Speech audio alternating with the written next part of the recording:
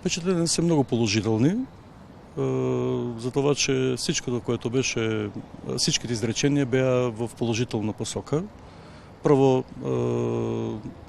ние аз морам да кажем като посланник на Република Македония, че Република Македония винаги ще помни, когато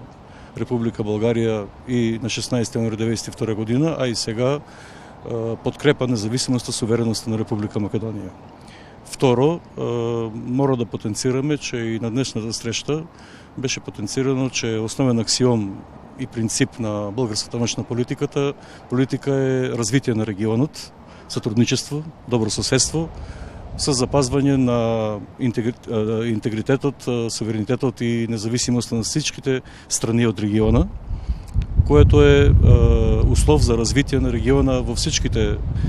сфери: енергетика, транспорт, комуникация,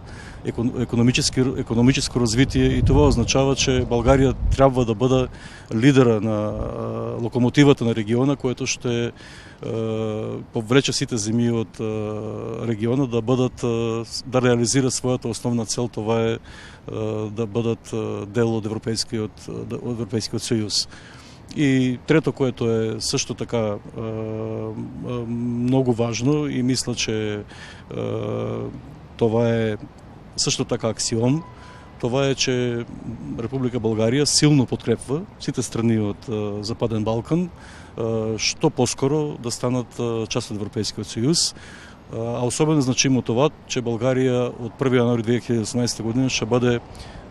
ще председателства с Европейския съюз, и това означава голяма възможност за пробив на всичките страни от Европейския съюз да реализира своите цели за